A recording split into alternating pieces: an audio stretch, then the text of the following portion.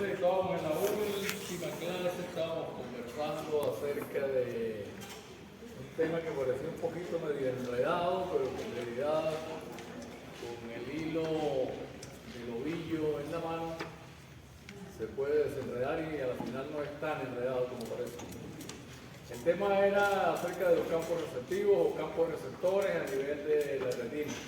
Habíamos hablado bastante de ello y habíamos dicho que esos campos se clasificaban en dos grandes grupos, uno que llamaban de centro on y otro que llamábamos de centro off, que estaban ejemplificados en los dibujos que teníamos. Siempre no aparecía centro on y off, sino que se hacía un esquema simplificado en el cual uno podía seguir la ruta de si el centro era off o si el centro era on.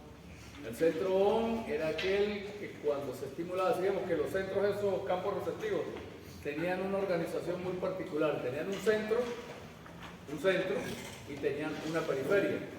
Y entre el centro y la periferia había una relación de tipo antagonística. ¿Qué quiere decir antagonística? Que si en el centro cuando se estimula ocurre algo, cuando se estimula la periferia ocurre lo opuesto, desde el punto de vista que estemos analizando, en este caso activación o inhibición. Si estimulamos, por ejemplo, un centro, si tenemos un centro on, el centro on es el campo receptivo de tipo on. El centro on es aquel cuyo centro, al ser estimulado, provoca una estimulación de las células en contacto con él. Es decir, de las células bipolares y de las células ganglionares, que se llamarían entonces células bipolares on y células ganglionares on. Entonces un campo receptivo de centro on es uno que produce una activación de las células en línea vertical, vamos a decir. Mientras que un campo receptivo de tipo off era aquel en el cual cuando se estimulaba el centro se producía una inhibición de las neuronas que estaban en contacto con él, es decir, las células bipolares y las células ganglionares, que en ese caso se llamaban células bipolares de tipo off o células ganglionares de tipo off. Creo que eso quedaba claro, ¿verdad?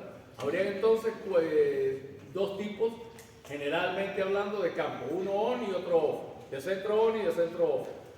Y la diferencia entre los dos ya la dije, pero además de la diferencia esa que planteo con respecto a lo que ocurre en la estimulación o con la estimulación del centro, veíamos que existía una periferia y que esa periferia era antagonística. Se dice en términos generales antagonística, no se dice qué tipo de antagonismo. ¿Para qué? Para que nosotros pongamos el antagonismo. ¿Cuál sería el antagonismo? Si el campo receptivo es de centro on, la periferia entonces es de tipo off, es decir, apaga, ¿sí? ¿Me entienden eso? ¿Sí lo siguen? Es medio enredador, pero yo creo que hay que agarrarle el hilo y a veces siento que hablo como en el aire, que no me están siguiendo, que no me están entendiendo, que no lo estoy explicando, mejor dicho. Pero entonces no puedo hacerlo de otra manera, es así de sencillo. Son dos centros, on y off, cada uno tiene una periferia y son de carácter antagonístico. ¿Qué quiere decir antagonístico? Por eso no define antagonístico, dice simplemente. ¿Para qué? Para que usted ponga cuál es el antagonismo. Si el centro es on, si es un campo receptivo de centro on, la periferia es de tipo off, es decir, es antagonista. Si la estimulación luminosa del centro on se produce la activación de la vía, pero si se estimula la periferia, la vía se inhibe. Y al revés, si es de centro off, entonces la periferia tiene un efecto activador. Esas serían entonces cuatro posibilidades desde el punto de vista de centro y periferia. Un centro on con periferia off, o un centro on que pudiéramos llamar excitador y una periferia inhibidora, o un centro inhibidor con una periferia excitadora. Esa es toda más o menos la idea. De los cuatro que están incluidos en este dibujito, ahí están los cuatro metidos. Usted logra descifrarlo. Yo les había dicho, les había mostrado acá que yo les había hecho aquí una manipulación del dibujo original que parecía muy complicado, pero que en realidad ya cuando sabemos las cosas no es tan complicado, es muy aleccionador porque contiene en cada sitio lo que ocurre, es decir, los neurotransmisores que están actuando, y explica la respuesta que ya hemos explicado que se produce. No las voy a repetir de nuevo porque ya las analizamos. Aquí les añado algo que no habíamos visto en la clase anterior. Llegamos hasta un punto. Llegamos en el punto de la descripción de las vías de tipo off y de la vía de tipo on, que lo planteábamos y lo analizábamos también con esta, que es una forma más sencilla de ver el asunto. ¿Ve? Este sería un centro, Este sería, aquí sería un campo receptivo con un centro de tipo, en este caso pudiera ser on u off, no importa, no se describe cuál es el tipo de campo. ¿Por qué? Porque lo definimos cuando analicemos la vía. Simplemente estamos viendo qué pasa cuando ilumino el centro o cuando ilumino la periferia. Si ilumino el centro, pues si el campo, como son dos campos, centro on y centro off, si ilumino el campo central, es decir, si pongo luz en la parte central, voy a obtener dos tipos de respuesta dependiendo del tipo de campo. Voy a obtener una respuesta de tipo on si se trata de un campo con centro on. O voy a obtener una respuesta de tipo off si se trata de un campo de respuesta off. ¿Sí está bien clara la idea? ¿Ah? Entonces, en este caso tenemos qué pasa en un campo receptivo, qué pasa si estimulo con luz el centro. Si estimulo con luz el centro de un campo receptivo, si el campo receptivo es de tipo on, entonces nos vamos por este camino. Se producen estas cosas que ya analizamos por qué se producen. Ya analizamos la hiperpolarización, la liberación de glutamato, eso ya está analizado. Es como una síntesis de lo que ya vimos. Entonces, si estimulo con luz el centro y se trata de un centro on, entonces voy a producir una respuesta de tipo on. ¿Cuál es la respuesta de tipo on? Una respuesta que termina activando y produciendo potenciales de acción en las células ganglionares. ¿Qué son las células ganglionares? Las que llevan la información al sistema nervioso central. O sea que la retina produce un procesamiento, porque estamos viendo que es un procesamiento sináptico. La retina está actuando a través de un grupo de neuronas y está produciendo en las células ganglionares dos cosas. O las excita, en el caso de las células tipo ON, o las inhibe, en el caso de las células de tipo OFF. Y esa excitación y esa inhibición es llevada entonces al sistema nervioso central y el sistema nervioso central va a ser procesado, va a continuar el procesamiento. El procesamiento visual se inicia en la retina. La imagen que se forma sobre la retina produce la primera parte del procesamiento. No es simplemente el agarrar esos estímulos y mandarlos al centro, sino que hay un trabajo, hay una elaboración. ¿Cuál es la elaboración que se produce? Esta que les estoy diciendo. Una elaboración de campos receptivos que interactúan y que terminan entonces haciendo que una célula manden información con potenciales de acción en frecuencia aumentada o que reduzcan incluso la frecuencia de potenciales de acción. Entonces, con esa, con esa frecuencia, con esos cambios de frecuencia en los potenciales de acción que ocurren en las distintas células ganglionares, es como la información va a ser llevada al sistema nervioso central. Pero entonces la retina procesa, no es solamente un receptor sensorial que agarra, transduce, transforma y manda, sino que agarra, transduce, elabora, transforma y envía. ¿Entiendes? O sea, es más complejo que cualquier otro campo sensorial, en otra modalidad sensorial. Y acá entonces ocurriría lo contrario, o sea, ahora estamos estimulando la periferia. ¿Qué ocurre si estimulamos la periferia? Pues depende. Si se trata de una célula de tipo ON, entonces ocurrirá una respuesta contraria. Y si se trata de un campo de centro OFF, la respuesta de la periferia será contraria, es decir, en un caso habrá inhibición, en el otro caso habrá excitación. Ese es más o menos lo que es. Por supuesto que esto no significa que se conozca todo. Estos son elementos, son aspectos, son detalles que se han ido averiguando y que se van acumulando. A lo mejor dentro de 10 años tenemos información más precisa. Pero hasta ahora lo que sabemos es esto. Eso no explica completamente la maravilla que es la visión, el acto de, ¿cómo se llama? La fisiología de la visión. Es algo que se conoce, son detalles que se van amplificando con el tiempo a medida que se va profundizando el estudio. Pero con esto tenemos más o menos una cierta idea. Acá, perdón, en el dibujo les añadí, con respecto a la diapositiva anterior, le añadí esta zona que es muy importante para lo que vamos a ver hoy. Ya sabemos que existe una vía correspondiente a los conos. Esto que estamos viendo acá es con respecto a los conos, la estimulación lumínica de los conos y qué pasa con los conos. Los conos tienen entonces, forman esos campos receptivos. Los conos se comunican con las células ganglionares y tienen ese tipo de campos receptivos. Ahora, existen también los bastones, que incluso los bastones pueden ser hasta más numerosos que los conos. Se dice que hay alrededor de unos 160 millones, 120 millones de bastones y unos 6 millones de conos, más o menos. Esa es la proporción. O sea, hay muchos más bastones que conos. Pero parece ser que los bastones hasta lo que tengo yo claro y lo que se está mostrando acá, los bastones no tienen aparentemente, o sea, y si los hay son en poca cuantía, que tengan una vía directa como la que estamos planteando. Es decir, que bastones y toda la organización esta que estamos viendo acá. Parece ser que los bastones actúan a través de las vías de los conos. Entonces uno se pregunta, pero si los bastones no ven color, entonces ¿cómo es posible que utilicen las vías del color? Es decir, que ellos se manejan. ¿Me entienden lo que les digo? O sea, se dice, ¿qué es lo que estamos mostrando acá? Acá estamos mostrando la vía de los bastones. Fíjate qué sencilla. O sea, se produce acá una estimulación en la zona de los bastones. ¿Qué pasa con la estimulación de los bastones? Se produce una hiperpolarización, ya eso lo sabemos. Eso es universal. Se produce una hiperpolarización, aquí la vemos. Ahora, ya no se trata solamente de un bastón o uno, sino que están señalando de que un número grande de bastones, por eso ponen 3 acá, no ponen uno solo, aquí están poniendo uno solo como para hacer la diferenciación relativa. En el caso de los conos, la cantidad de receptores o de conos que existen en una vía es más reducida que la cantidad de bastones. Es decir, los bastones parece ser que hay muchos bastones para una vía nerviosa en particular, ¿sí? Y ya les dije, hay 120 millones de bastones. Si son 120 millones de bastones y dije cuánto de conos, 6 millones. Son 6 millones de conos. La diferencia es grande, es importante. De 120 a 6 millones, o sea, hay muchísimos más bastones. Pero resulta que células del nervio óptico también son muy reducidas, es 1 millón. Quiere decir que no hay para cada bastón y para cada cono una célula ganglionar. Las células ganglionares tienen que compartir de alguna manera, ¿verdad? Tienen que recibir de alguna manera la información que viene de muchos receptores. ¿Sí lo dije? Ahora, es un poquito complejo porque en el caso de los conos, nosotros vamos a detectar color, por ejemplo. ¿Por qué se detecta color? Porque hay varios tipos de conos que tienen distintas absorbancias de luz en distintas longitudes de onda. También lo vamos a ver un poco más adelante.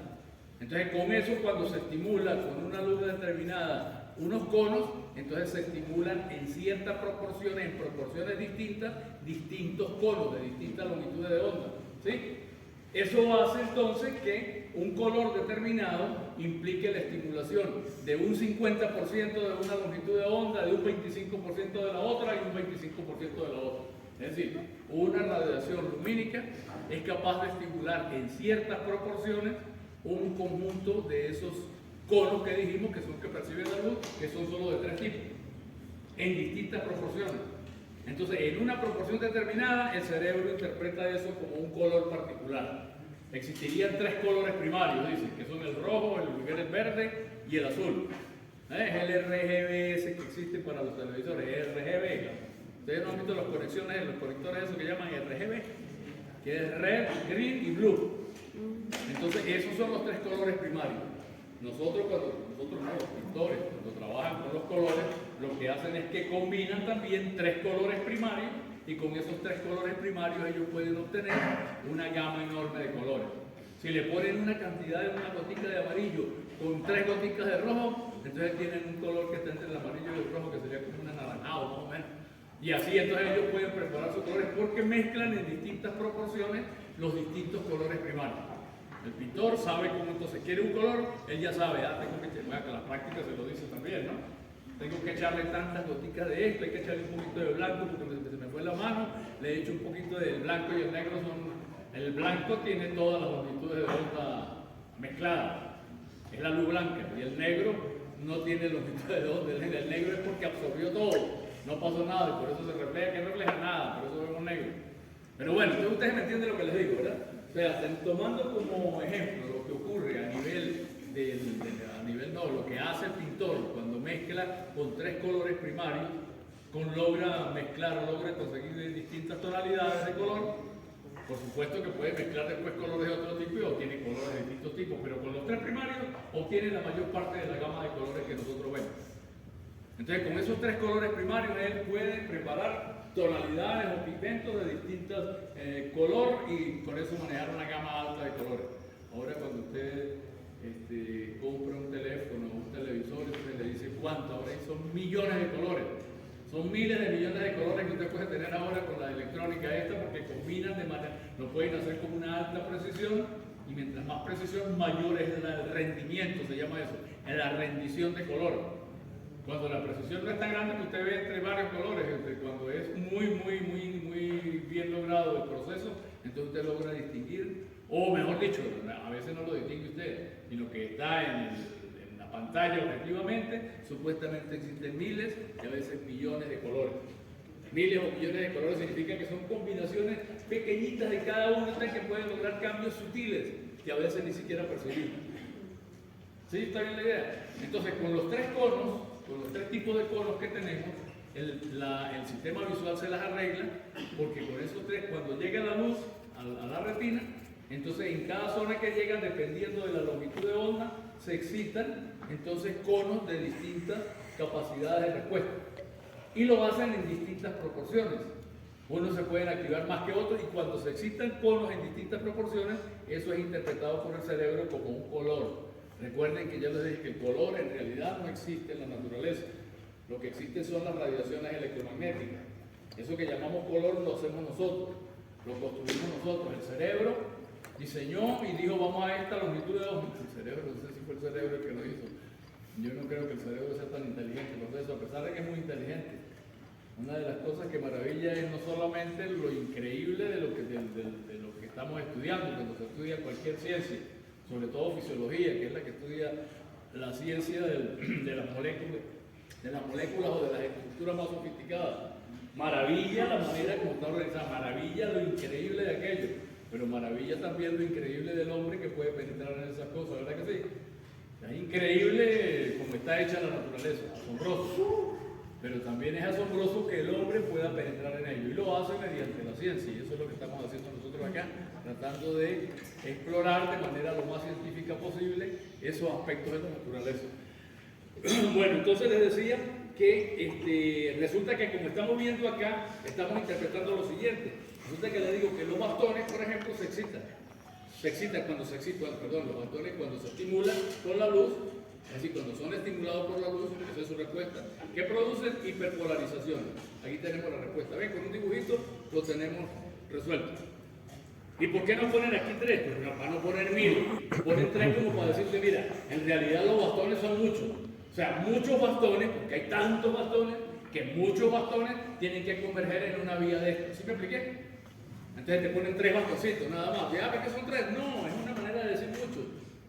Aquí te ponen uno solo, te ponen una línea nada más. Aquí te están poniendo varios.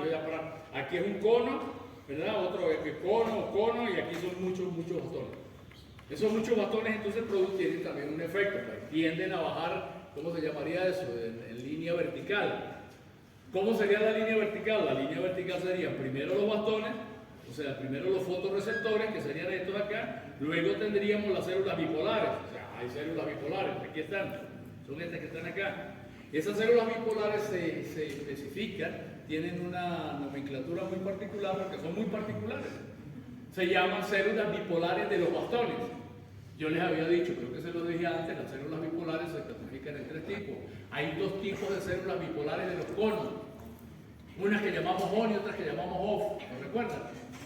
Si no lo recuerdan, se lo repito ahorita. Si no se los dije, pues se los digo.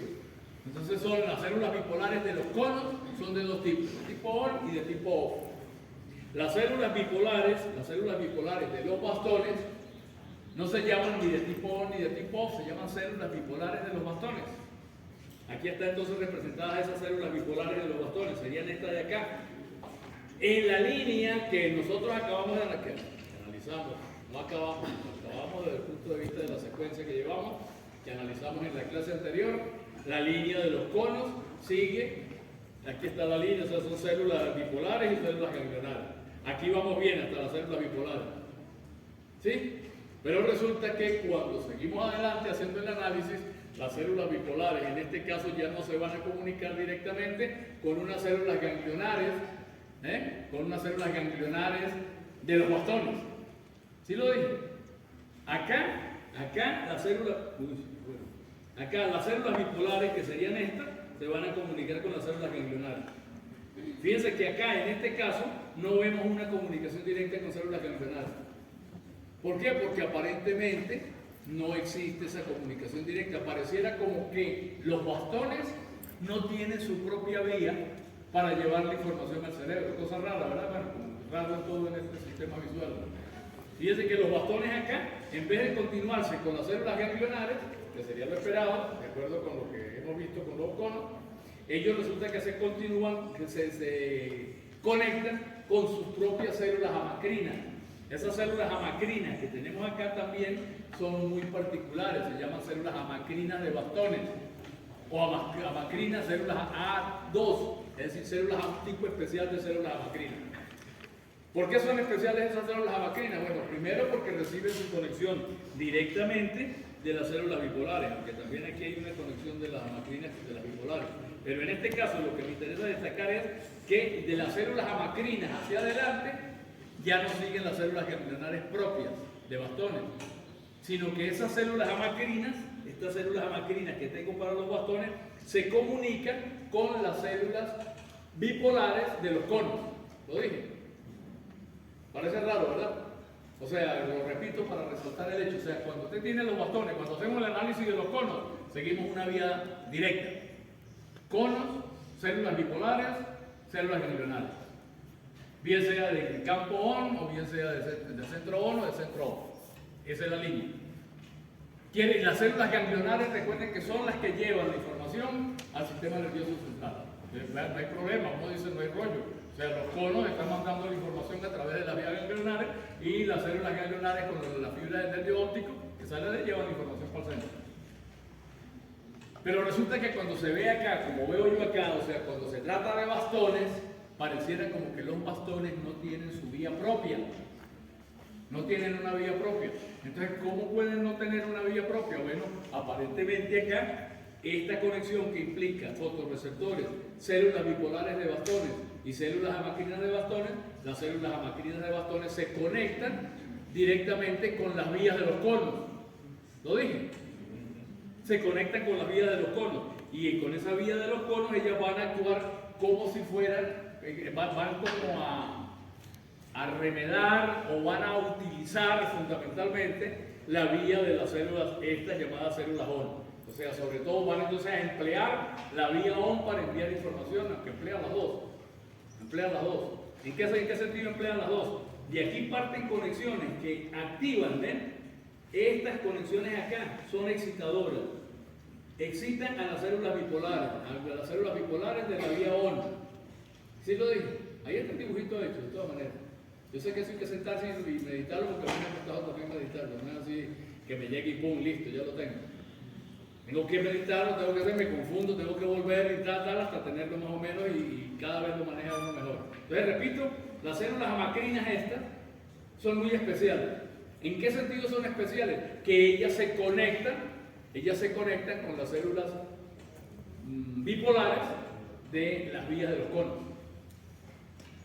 ¿Y cómo se conectan? Se conectan de manera excitatoria con las células bipolares tipo ON y de manera inhibitoria con las células bipolares tipo OFF. Ven ustedes que esta vía verde que viene acá, ven en verdecito.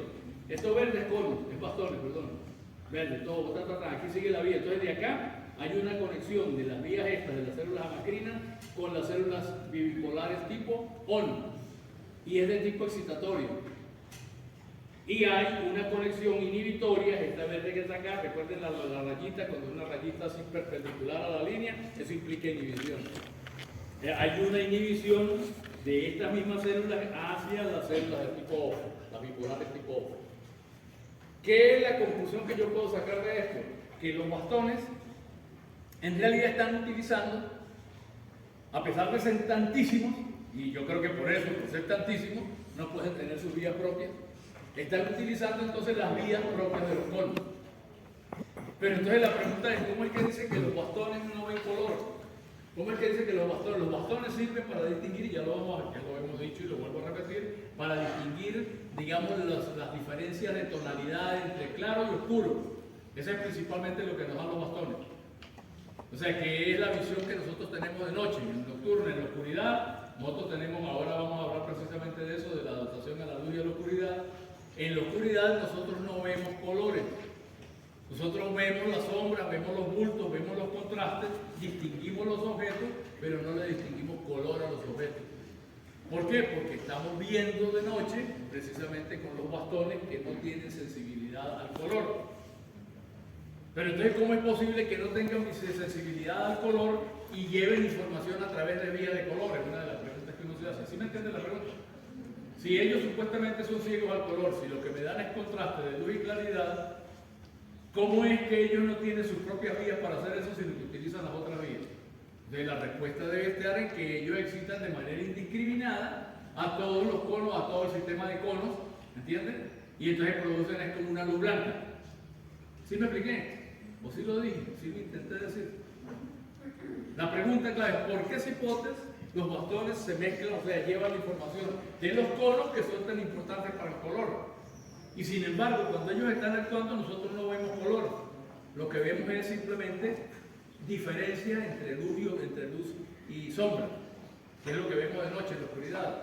Vemos, si apagan las luces aquí, yo los puedo ver, aunque no le vea los colores, yo los veo a ustedes más o menos en blanco y negro, monocromáticamente hablando, como si fueran películas en blanco y negro. Los veo entonces y distingo sus bultos y puedo distinguirlos y hacer reconocimiento, pero no puedo detallar, por ejemplo, detalles como el color. Entonces, la respuesta que yo veo a esto, porque no la consigo en ningún lado, es que esos conos, esos bastones, virtiéndose sobre el sistema de los conos, lo hacen de manera indiscriminada. Cuando los conos funcionan, lo hacen o sea, tienen su propia vía. Si están funcionando solo los conos, entonces ellos están produciendo el color. Bueno, porque cada uno no, porque se conectan con células que llevan información de color, pero lo están haciendo indiscriminadamente. Una célula lleva la información de un color, otra célula lleva la información de otro color y así sucesivamente. En cambio acá, probablemente todos esos bastones estén activando de manera difusa todo el sistema de color, entonces no hay ese contraste. Los conos se activan indiscriminadamente. Y entonces, ¿qué es lo que se produce? Luz. Se produce luz blanca, se produce una mezcla de colores que lo que vemos es precisamente luz. Entonces, o vemos luz o no vemos luz, es decir, vemos claridad o sombra. ¿Sí? O el contraste entre claridad y sombra. ¿Sí? Que es lo que estamos viendo cuando vemos en la visión nocturna. La visión nocturna se llama escotópica. Escotos significa oscuridad. Y la visión diurna se llama fotópica. Fotos, de foto quiere decir luz también. Fotos es luz. Entonces, fotópica es la visión que tenemos cuando hay luz. Cuando hay luz, la visión fotópica implica la participación de los conos. Con luz suficiente, los conos trabajan y distinguen entonces el color y la forma y los detalles correspondientes a los conos. Eso es visión fotópica. Y la visión escotópica es la que hay en la oscuridad. En la oscuridad, la visión está fundamentalmente en manos o en moléculas de los bastones, que son los que ven en la oscuridad. Entonces, acá resulta que estas células, entonces, este sistema de bastones está actuando o está funcionando a través del sistema de conos, está utilizando las vías de los conos. Pero hay un hecho interesante que tuve que destacar y poner aquí, que es que existen una célula, o sea, los fotorreceptores. No está claro si son los fotorreceptores o son las células bipolares, no está claro. Pero hay una especie de acción que ejerce esta vía sobre las células estas amacrinas de bastones. Esa acción se debe a unas neuronas llamadas amacrinas dopaminérgicas. A ver si lo explico y lo dejo claro. ¿Qué son las neuronas amacrinas dopaminérgicas? Las neuronas amacrinas dopaminérgicas son unas células amacrinas que están en la vía de los conos. ¿Sí? Aquí metimos células amacrinas, estas que están acá estas serían células bipolares, por aquí no están mostradas, pero aquí estarían las amacrinas. ¿Sí? Pero estas células, fíjense que dijimos, hay las células amacrinas estas, pero también tenemos las células amacrinas de los bastones. Ahora estoy introduciendo un nuevo tipo de célula amacrina, muy particular. ¿En qué sentido es muy particular? Estas células amacrinas actúan sobre las células ganglionares inhibidoramente utilizando glicina o GABA. Las amacrinas normales, las amacrinas de la vía esa que describí anteriormente. Vuelvo a repetir, si pareciera como que existieran entonces, que estamos viendo 3 tipos de células amacrinas. Para hacerlo más sencillo, 3 tipos de células amacrinas. Unas células amacrinas, las que estábamos analizando en el contexto del análisis que hicimos anteriormente. De la vía ON y de la vía OFF. Hay unas células amacrinas ahí. Pero también en esta vía hay otras células amacrinas que no están mostradas allí, probablemente para no complicar el dibujo. Por eso yo se las pongo acá. Serían estas células de acá. Estas células amacrinas están en la vía de los bastones, de los conos. Pertenecen a los conos. Y son unas células muy particulares. ¿En qué sentido son particulares? Primero, que ellas liberan dopamina como neurotransmisor. Y en segundo lugar, que esa dopamina ejerce un efecto inhibitorio. ¿Inhibitorio sobre quién? Inhibitorio sobre las amacrinas de bastones. ¿Sí? Esto que estoy describiendo acá es muy importante, ya lo voy a volver porque es importante que hasta ahora describir qué es lo que pasa, porque eso tiene una función. Una función que vamos a ver ahorita cuando veamos la adaptación de la luz. Entonces, repito, cuando hablamos de células amacrinas, pareciera que hay tres tipos de amacrinas. No, estamos de que hay muchos tipos, pero estamos describiendo tres. Las células amacrinas que están en las vías normales, en las vías ON y OFF de los conos, y que tienen un papel. Esas células amacrinas, por lo general, fíjense que las células amacrinas estas están actuando sobre las células ganglionales. Es decir, el primer tipo de células amacrinas de las que hablo serían unas células amacrinas que se conectan con las células ganglionales. Esa es la conexión normal, digamos, de las células estas que están en las vías estas. Estas células amacrinas de acá se conectan con las células ganglionales. ¿Ven ustedes? Y se conectan con las células ganglionales de manera inhibidora. Dice, por ejemplo, con glicina y GABA. Ya tenemos un tipo de células amacrinas, por lo menos. Aunque haya más, pero por lo menos tenemos en este caso uno. Las que están en las vías de la vía ON y de la vía OFF, que se conectan con las células ganglionales de la misma vía y que son inhibitorios y cuya inhibición ejercen por a través de la glicina o del GABA. Cualquiera de esos neurotransmisores inhibitorios que estudiamos o que mencionamos en el pasado. ¿Está bien? Existe un segundo tipo de células amacrinas, de las que estamos describiendo. ¿Cuáles son? Las células amacrinas de los bastones. Las amacrinas de los bastones. ¿Qué tienen de raro las amacrinas de los bastones con respecto a las que acabo de nombrar? Que las amacrinas de los bastones no se conectan con ganglionares propias. ¿Sí me explico? Aquí la conexión es con células ganglionares, ¿lo ven? ¿Sí o no? Esas son células amacrinas, conectan con las células ganglionares. Las células amacrinas de los bastones son muy especiales, ellas no se conectan con sus células ganglionares, ellas no pareciera que no existen para ellas células ganglionares. ¿Qué hacen ellas? Se conectan con las células bipolares de los conos, tanto con la ON como con la OFF. Esa es su conexión, así está hecho, pero no tengo la culpa. ¿Cómo hago yo si así lo inventaron? No quiero decirles cómo lo inventaron ni cómo lo descubrieron. Entonces, repito, de estas células amacrinas, esa característica de estas células amacrinas es que ellas cuando se activan, van a activar las vías de los conos. ¿Sí? Una activación que se da primero directo sobre las células ON, sobre las células bipolares, no actúa sobre células ganglionares. Cosa que está ocurriendo acá, yo repito. Pero acá ven, aquí actúa sobre las ganglionares. Aquí no están actuando sobre las ganglionares. No tienen sus ganglionares. No tienen sus ganglionares, ellas se conectan con las vías, con las células bipolares. Y se conectan con las células bipolares de la vía ON de manera excitadora. Y esa excitación se da a través de gap junctions. Aquí no hay neurotransmisores, sino que hay los conexones esos que ya estudiamos en la sinapsis eléctrica, ¿recuerdan? Ellas tienen una sinapsis eléctrica que activan a las células bipolares de tipo ON. Y a la vez también hay conexiones con las células bipolares de tipo OFF, pero son de tipo inhibidor. Son conexiones inhibidoras, como las vemos acá, que utilizan glicina. ¿Está bien? ¿Lo estoy describiendo? ¿Lo están agarrando? ¿No? Entonces ese sería el segundo tipo de células amacrinas. Primero, el de las células de las vías ON y OFF, que se conectan con las células ganglionares propias. Segundo, las células amacrinas de los bastones, que no tienen sus células ganglionares propias y que se conectan con las células bipolares de los conos, de las otras. bien sea excitando a la zona o inhibiendo a la zona. Esas son las conexiones. Quiere decir en este caso que lo que vaya a ocurrir con los bastones, la información que venga de los bastones, se va a verter a lo largo o a través de las conexiones de los conos, de las células ganglionares con las cuales están conectadas los conos.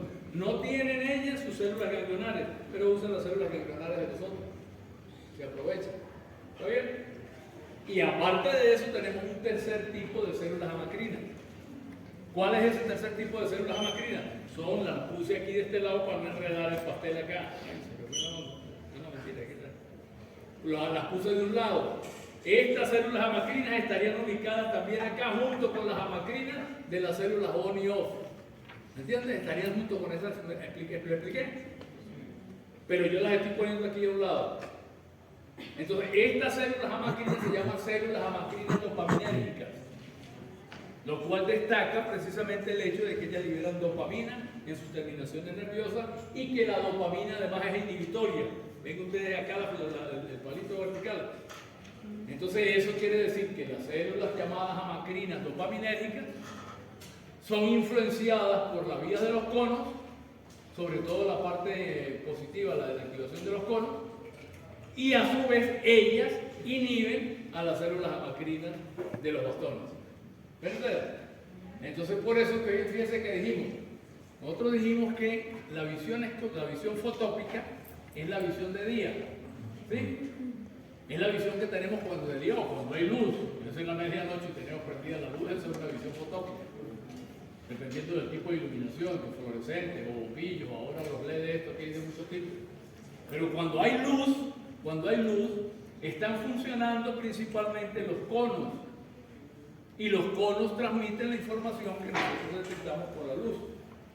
El color, la forma, el movimiento, es decir, una serie de aspectos relacionados con la visión. Entonces, cuando hay luz, actúan los conos. Pero entonces esto implica que cuando hay luz, los conos activos están activando a las células amacrinas dopaminérgicas, ¿lo dije? Y las células amacrinas dopaminérgicas están inhibiendo a las amacrinas de los bastones. Un poquito de cuidado, yo lo sé, que no es así una cosa de agarrar, de soplar y hacer botellas, pero a la final es entendible. ¿Qué es lo que entendemos acá? Entendemos que cuando hay una visión fotópica, cuando hay intensidad suficiente de luz, entonces esas células que están trabajando para detectar esa luz, que son los conos, y que tienen sus vías propias, a la vez están creando el mecanismo ¿para qué? Para zafarse de los bastones. ¿Cómo zafarme de los bastones? Claro, la luz, o sea, la activación que está ocurriendo en las células ON de los bastones, de los conos, está activando unas células amacrinas especiales que a su vez, en vez de conectarse con sus células ganglionares, como debería ser todas células amacrinas, como debería ser, como que eso fue lo primero que vimos. O sea, como debería ser, digo, no es que debería ser, sino que, o sea, en vez de conectarse esas células amacrinas con sus células ganglionares, las de la vía, mandan sus axones lateralitos y los envían hacia las células amacrinas de los bastones. ¿Y qué le hacen? Las inhiben. Y si ellas inhiben a las células amacrinas de los bastones bastones prácticamente no están teniendo ningún papel, puesto que ellos actúan cuando están activas las células amacrinas porque se van por la vía de los conos. ¿Sí lo dije? ¿Ah? Entonces, disculpen ustedes que insista tanto, porque es que a mí me cuesta tanto. Yo digo, ustedes también le tienen que costar igual que a mí. O sea, entonces está bien la idea, ¿verdad? Ya, entonces fíjense que en este caso ya tenemos algo claro aquí. Cuando estamos en la visión fotópica nosotros, estamos viendo principalmente a través de las vías de los conos y estamos inhibiendo la acción de los bastones. Los bastones prácticamente quedan fuera de uso. Cuando la luz es intensa, los bastones prácticamente no tienen nada que hacer. Están apagados.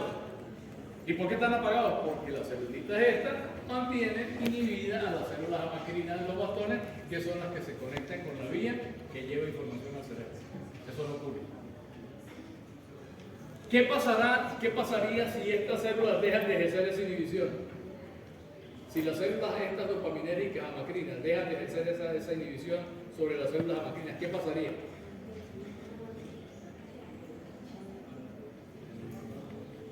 Repito, yo digo, si esto está activo, si las células amacrinas dopaminéricas están activas, las células amacrinas están inhibiendo a las amacrinas de los bastones. Están sacando de juego a los bastones, porque no los dejan hacer, o sea, no los dejan meterse en la vía, no los dejan funcionar en la vía, simplemente están trancados. ¿Por qué están trancados? Pues las células dopaminéricas no tienen inhiben a las amacrinas de los bastones. Ahora, ¿qué pasa si se reduce la actividad de estas células amacrinas? Sigue habiendo actividad. ¿Ah? Sigue habiendo actividad de las amacrinas bastante. Si se quita, recuerden, la quitación. No es equitación, sino la quitación. Ahora, como lenguaje podemos utilizar cualquiera. Eso de que aperturé una cuenta. Yo digo, coño, abrí una cuenta en el banco, no aperturé, que eso de aperturé una cuenta. Entonces, abrí una cuenta en el banco, eso es el español. La apertura es en inglés. Entonces nosotros nos metemos por allá. Entonces aquí, ¿por qué no puedo decir yo como que dije? La quitación.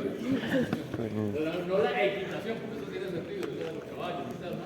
Sino que la quitación aquí, es decir, la eliminación, la supresión, la sacada de juego de las células amacrinas dopaminérgicas, ¿qué va a hacer? Va a liberar a las células amacrinas de los bastones. ¿Y qué pasa si se liberan las células amacrinas de los bastones? Los bastones se meten ahora en el rollo porque empiezan a utilizar la vía correspondiente a los conos para hacer de las uñas. ¿Y qué hace las uñas? Ver en la noche oscura. En una noche oscura. Mansos, enamores inflamadas, o dichosa aventura, salirse segura, estando ya mi casa sosegada. Ese es un hermoso poema de San Juan de la Cruz. ¿No conocen a San Juan de la Cruz? Uno de los poetas más grandes de la literatura española. La métrica y la belleza de sus poemas es insuperable, pero como era un místico, entonces él habla siempre de cosas místicas. Pero bueno, entonces resulta que aquí estamos viendo, claro, tenemos analizado algunos detalles que podemos ahora completar más adelante. Perdón. Profe, una pregunta. La amacrina de los bastones, ¿se podría decir entonces que tienen dos tipos de sinapsis, eléctrica y química?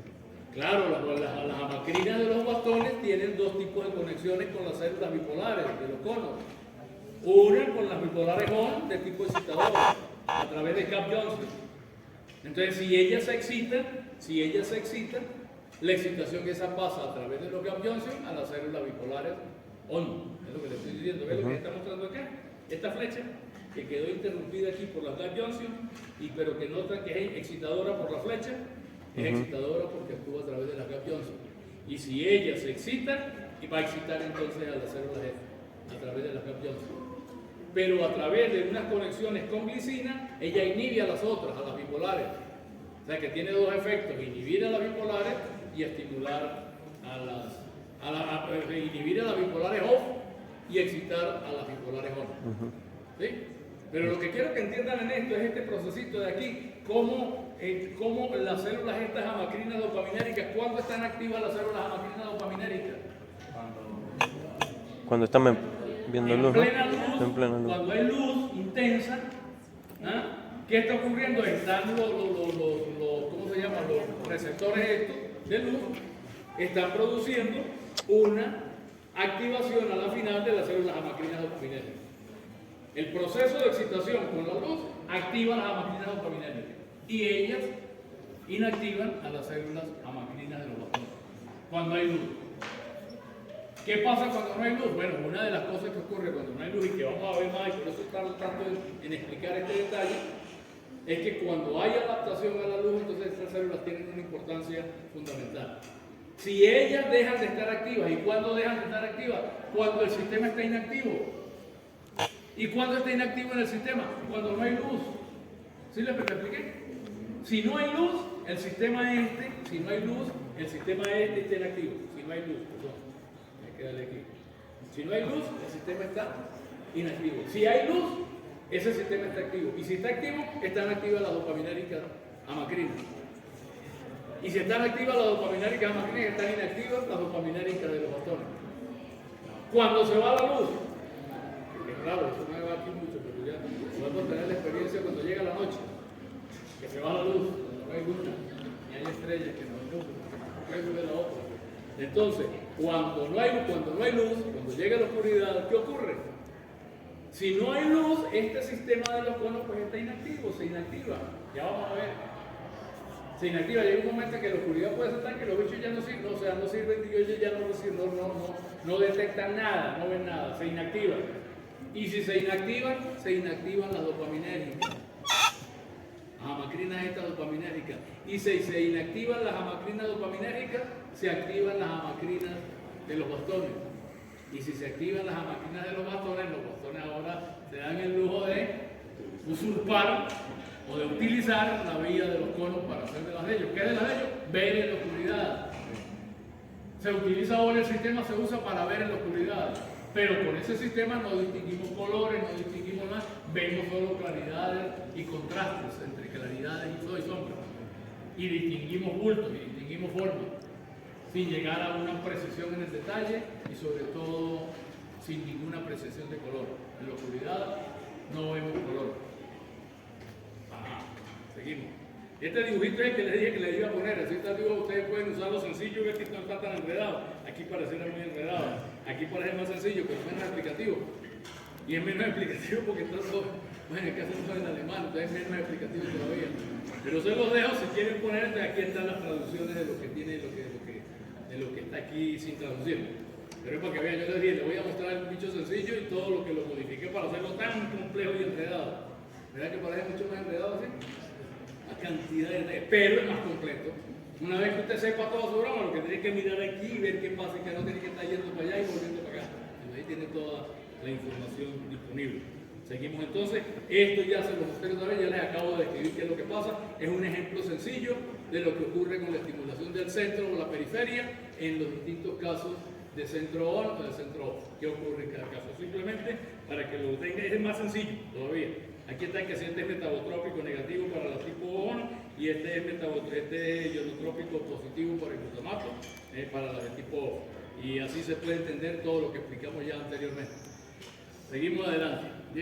Muchas veces uno se pregunta, bueno, pero que evidentemente ese concepto de centros receptivos que son concéntricos y antagonísticos, con centros on u off y periferias antagonísticas, parece como complejo, como raro. ¿Para qué servirá? Entonces no, es un sistema que se inventó, el que inventó la visión, para establecer unos mejores contrastes y una mejor definición en las cosas. Y entonces eso muchas veces crea, o sea, eso se pone de manifiesto, ese tipo de cosas se pone de manifiesto, o sea, crear contrastes. Al crear contrastes, nosotros con los contrastes vemos mejor, apreciamos mejor. Pero incluso nosotros apreciamos, fíjense ustedes en estos dibujos de aquí arriba. ¿Qué está? Pues está partido de imagen. Partido de imagen ahí en pliegue. Bueno, no importa, pero a mí yo lo veo aquí claramente, a lo mejor ustedes también lo ven.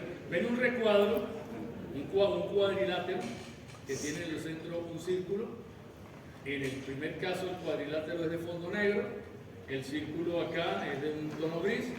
En el otro caso tenemos un cuadrilátero de fondo blanco y el círculo es de tono gris también.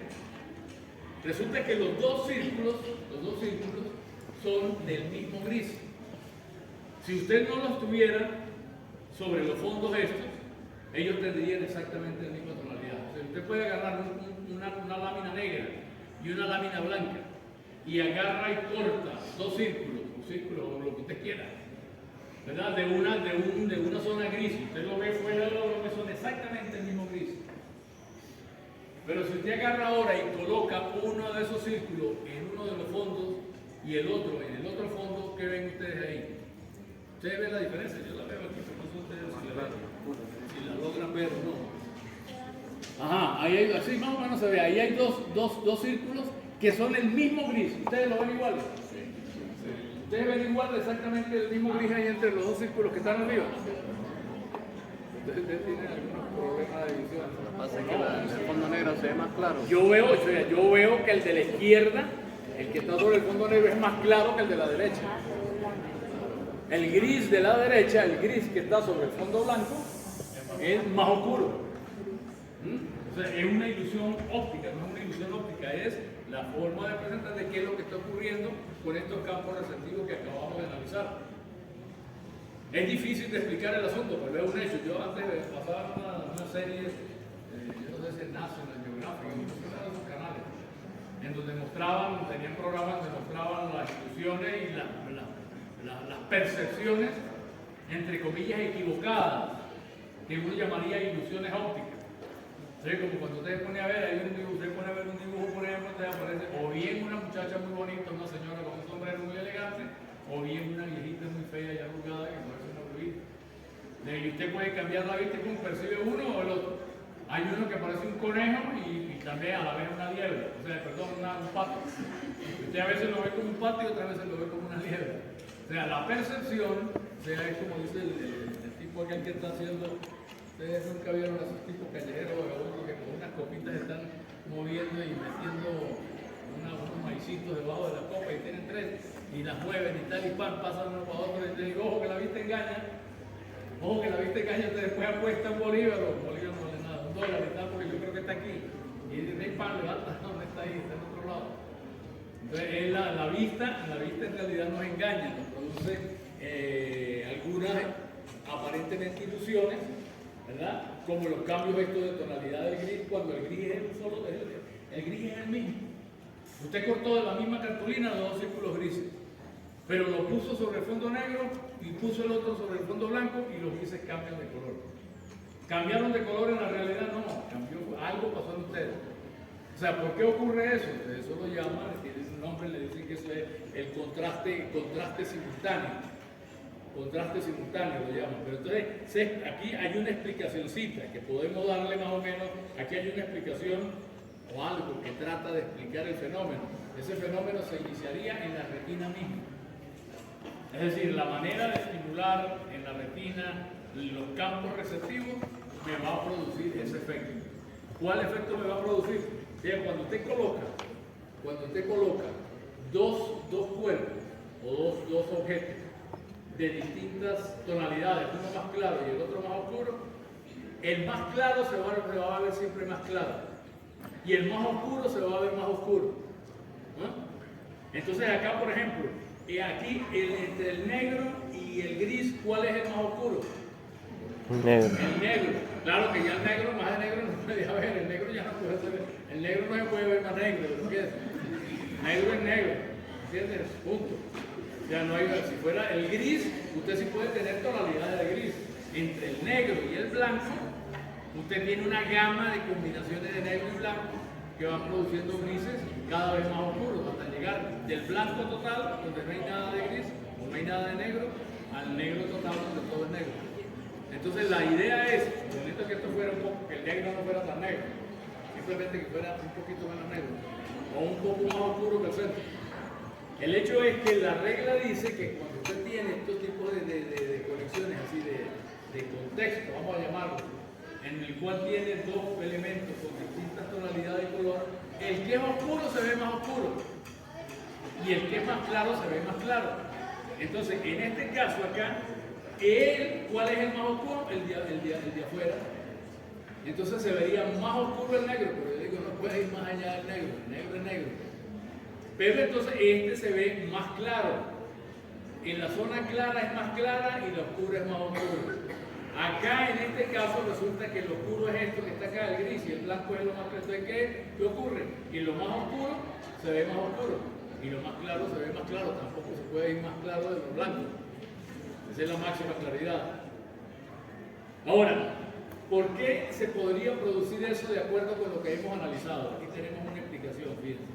En este caso, estamos agarrando un segmento de acá, este sería acá, cortado, este pedazo de acá, junto con esta zona. Estamos agarrando acá parte del círculo, si movimos el circulito un poquito para acá para explicar.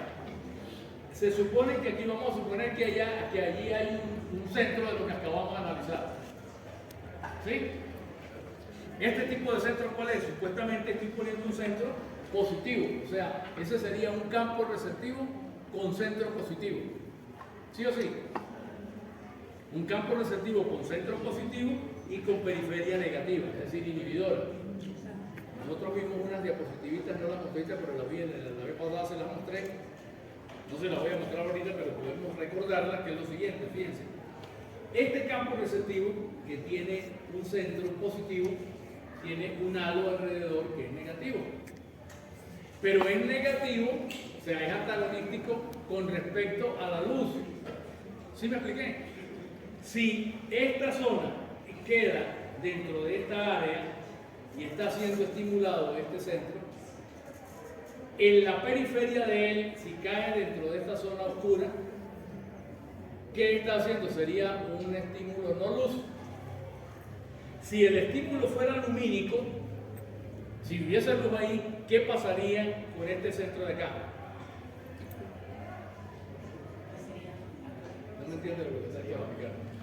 Bien, este es un campo receptivo como los que acabo de mostrar. Aquí tengo un campo receptivo, aquí está el dibujito de un campo receptivo, ¿sí? Eso es un campo receptivo. Es exactamente como este, tiene un centro positivo y una periferia negativa. Lo estudiamos aquí de acuerdo con la luz. La luz excitando el centro o la luz excitando la periferia. ¿Sí? Pero una vez habíamos visto por acá, por aquí está, en la oscuridad, la no luz y la luz. Estimulación, la no luz y la luz. No luz y luz, sino el centro iluminado con luz o el centro a oscura. Si está iluminado el centro con luz, la periferia es negativa. ¿Sí? Entonces, ¿qué hace la luz en este caso? Inhibe al centro. ¿Sí? ¿Y qué ocurre acá en este caso, esta zona oscura? ¿Qué le hace esta estimulación a esta zona? ¿Qué le hace? Inhibe, ¿no? O sea, produce la activación de las células OFF. Acuérdense que es estímulo, o sea, centro ON y centro OFF. Pero ¿es luz o no luz? Es una combinación de factores. Centro ON, centro OFF. Uno estimulado con luz o estimulado con oscuridad.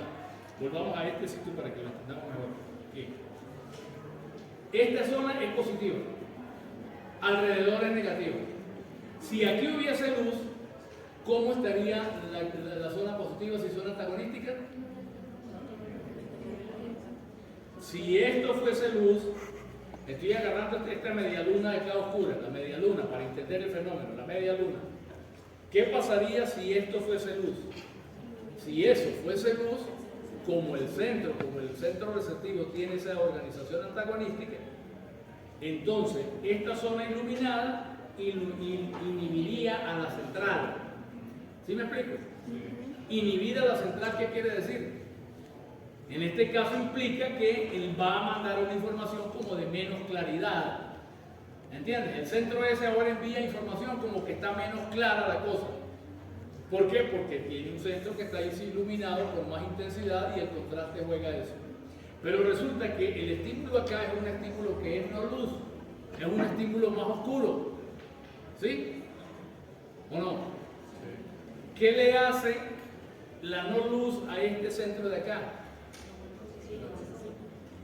Si la luz lo inhibe, si la luz le quita claridad al centro, la oscuridad le tiene que dar mayor claridad. ¿Sí o sí? Yo sé que puede estar medio entrenadito, pero hagan el ejercicio y veré que se entiende. Entonces, ¿por qué se está produciendo este fenómeno? Lo dice, mire, precisamente por el trabajo de los campos receptivos. La única explicación de esto es que la zona esa que está siendo iluminada, y en los bordes, en los límites de la zona iluminada, existen entonces focos positivos, de centros positivos, de centros activos, de centros ON. Y en la periferia está la parte OFF. Pero resulta que esa parte de la de OFF está siendo no iluminada. Si estuviera siendo iluminada, estaría inhibiendo al centro este. Pero no está siendo iluminada, está siendo no iluminada. Es decir, el estímulo es no luz. Y como es estímulo no luz, entonces ese estímulo no luz repercute activando a la zona central. ¿Sí o sí? Entonces por eso explican y tratan de explicar que en realidad aquí lo que está ocurriendo es se puede explicar con un trabajo que está ocurriendo a nivel de la retina. Y que ese trabajo tiene que ver con los centros estos, con los campos y la manera de organizarse, los centros receptivos, los campos receptivos.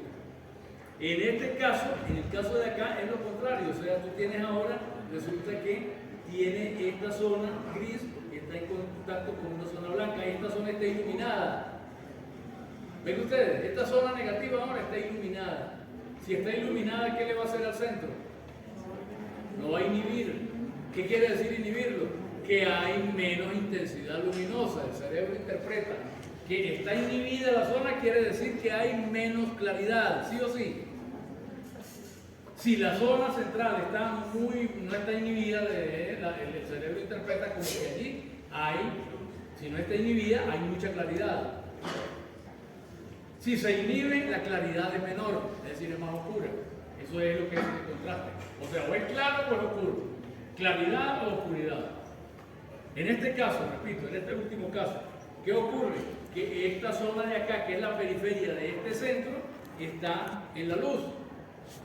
Como está en la luz, ella tiene un efecto antagonístico sobre el centro.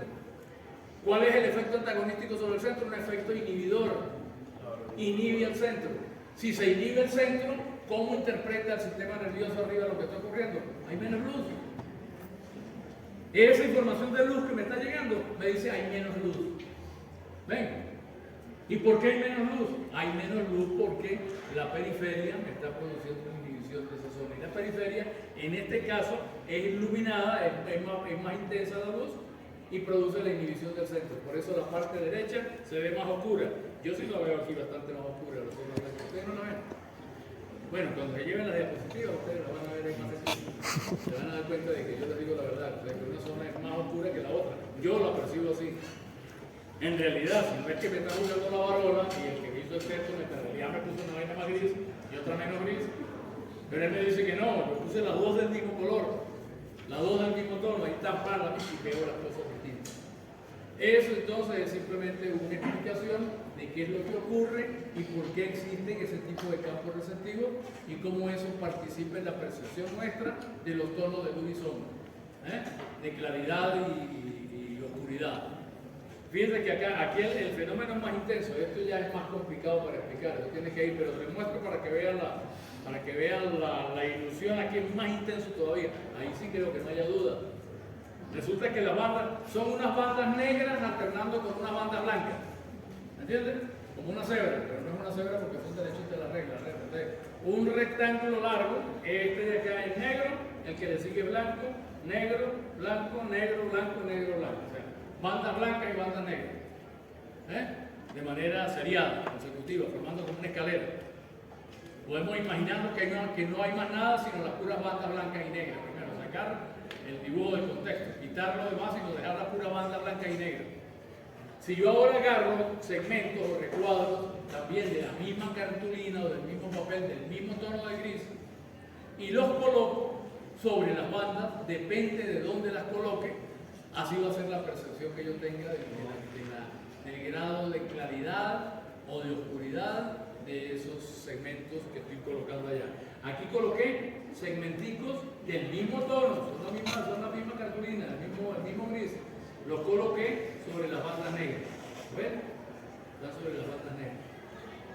Y acá, en este sector, los coloqué los mismos pedazos, pero los coloqué sobre las bandas blancas. ¿Lo ven ustedes? Ahora sí se ve la diferencia o no se ve. Sí. ¿Cuáles son más oscuras?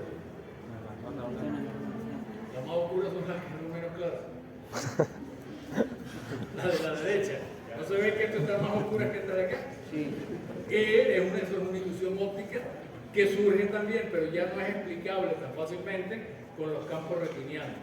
Ya parece que ese es un procesamiento más elevado, más arriba, en donde se logra incrementar los contrastes de acuerdo con el contexto.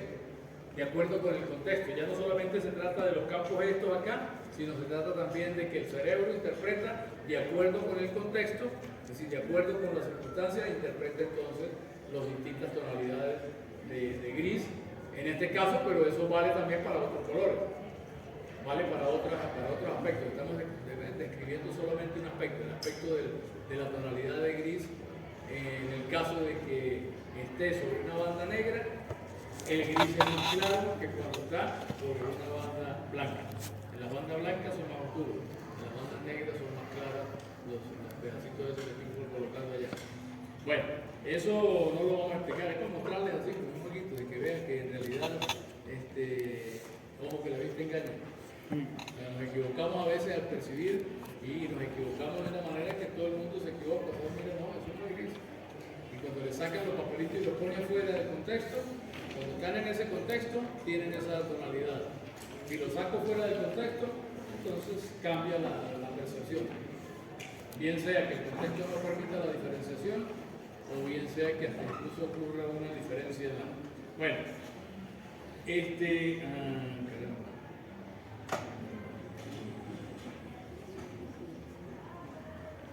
Ok.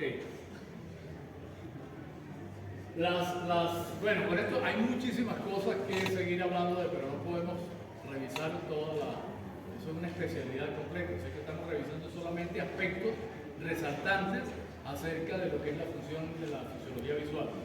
Vimos la óptica, estamos viendo lo de los campos receptivos de la retina, cómo se organizan las células más o menos, y vemos cómo esa información entonces es llevada, la información esa que se procesa en la retina, va a ser llevada a través de las fibras del nervio óptico que provienen de los cuerpos de las células ganglionares, va a ser llevado hacia el sistema nervioso central. La primera, en realidad ya hemos visto que aquí hay una secuencia de 3 neuronas, o sea, tenemos receptores, tenemos células bipolares y células ganglionares. Las células ganglionares son la última etapa retiniana, pero son la primera etapa de la vía sensorial aferente al sistema nervioso central, es decir, la del nervio óptico. Entonces, esa vía que va por el nervio óptico, repito, lleva la información que se procesó en la retina. Información compleja, información difícil de entender así, pero ahí va esa información. En la actividad eléctrica, en los potenciales de acción, en la alta frecuencia o en la baja frecuencia, o en la no frecuencia, porque pueden estar apagados las fibras nerviosas, allí va contenida una información. Esa información va a ser llevada por las fibras del nervio óptico, y las fibras del nervio óptico se originan en las células ganglionares.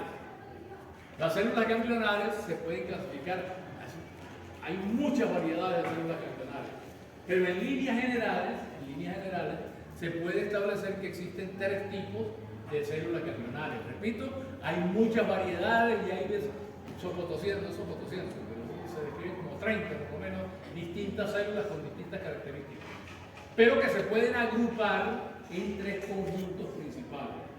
Un conjunto de células que llamamos células magnocelulares, que son células grandes, que representan alrededor del 10% del total de células ganglionares que existen. El 10%, o sea, hay un 100%, el nervio óptico lleva 1 millón de fibras. Bueno, de esos 1 millón de fibras, el 100%, es decir, 100.000 fibras, vienen de células llamadas, o sea, corresponden a células llamadas células magnocelulares. Magno por magno, grande. Entonces, células magnocelulares, pues son células de cuerpo grande, que tienen un axón grueso de alta velocidad de conducción.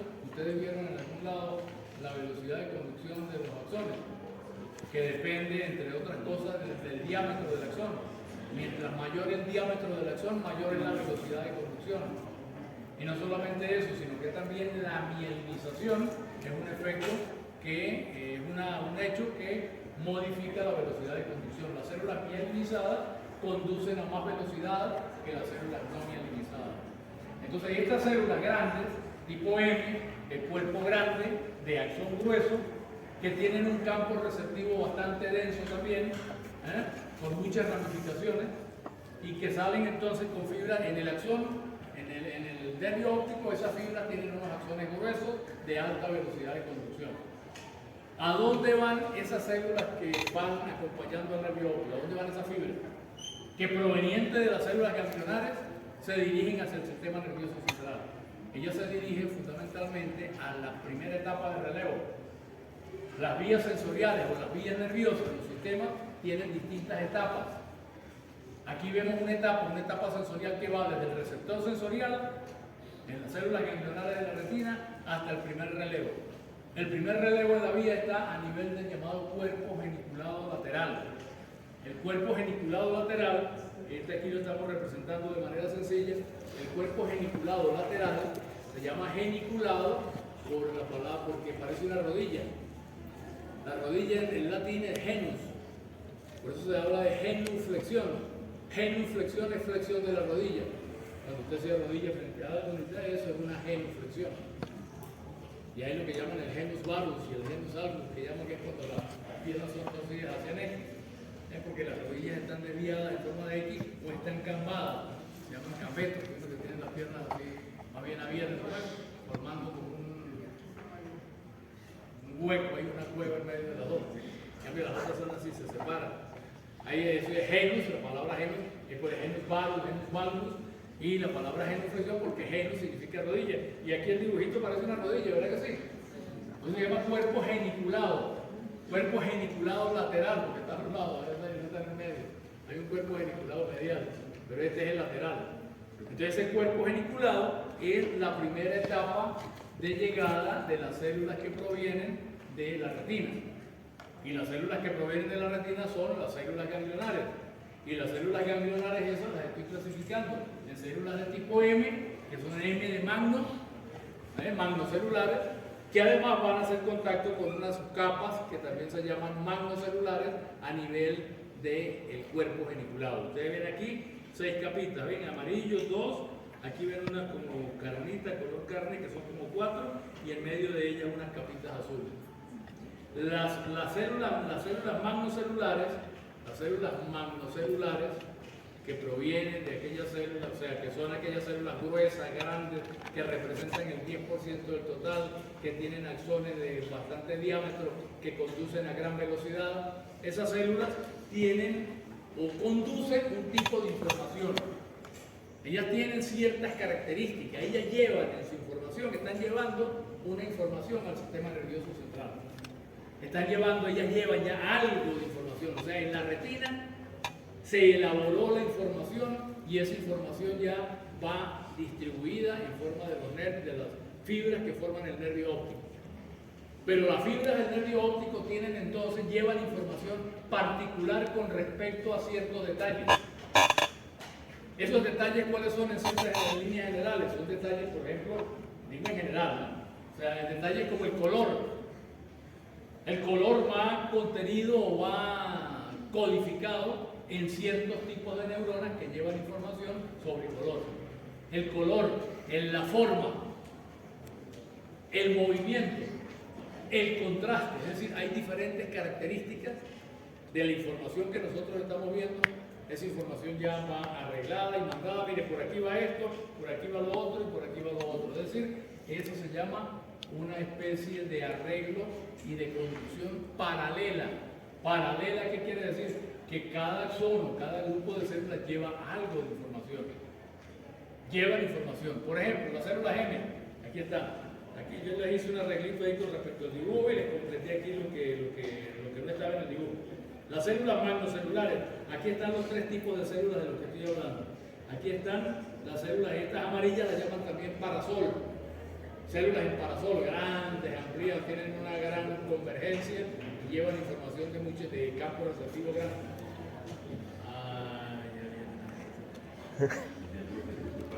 ¿Tiene clase? No, no te preocupes. ¿Un examen?